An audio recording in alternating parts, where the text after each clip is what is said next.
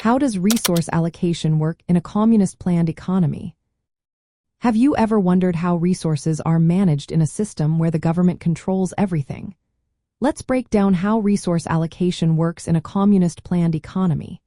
In this type of economy, the central authority makes all the decisions regarding production, distribution, and pricing of goods and services. This is quite different from market economies, where supply and demand play a major role. In a communist planned economy, resource allocation is handled through a top-down approach. Central planners, usually part of government agencies, determine what should be produced, how much of it, and who gets it.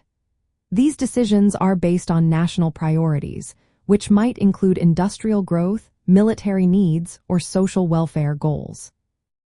One of the main tools used in this process is called material balances. Planners calculate the necessary labor, raw materials, energy, and other inputs needed to meet production targets. They then allocate these resources to various sectors, such as agriculture, industry, or consumer goods. The aim is to ensure that each sector has what it needs to contribute to the overall economic plan. Information is key in this system. Data about production capacity, resource availability, and consumer demand is collected and analyzed at different levels of the planning hierarchy. This information flows from the top, where major decisions are made, down to individual factories and farms. Control over this data is essential because it allows the central authority to coordinate economic activities effectively. In practice, factories and farms do not operate independently. They receive specific instructions on what and how much to produce. Workers and managers are expected to follow these guidelines, and their performance is evaluated against the targets set by the plan. From a socialist viewpoint, this method aims to eliminate the inequalities and inefficiencies often seen in market economies. Socialists believe that central planning allows society to prioritize collective needs over individual profit. The goal is to ensure everyone has access to basic goods and services, using resources for the benefit of the entire community. However, challenges do exist. Central planners may not always have accurate or timely information about local conditions or consumer preferences. This can lead to shortages or surpluses of certain goods.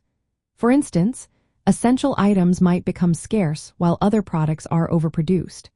The system can struggle to adapt quickly to changes in demand or supply, making it less flexible than market economies.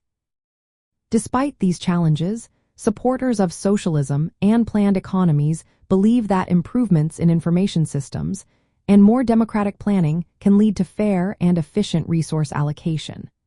Some socialists advocate for decentralized planning, allowing local communities to have a greater say in economic decisions. This approach aims to address the limitations of traditional central planning.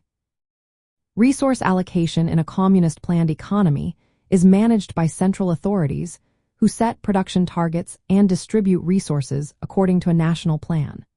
While this approach seeks to meet collective needs and reduce inequality, it also faces practical difficulties in responding to changing economic conditions. With better planning methods and increased participation from workers and communities, there may be potential to overcome these challenges.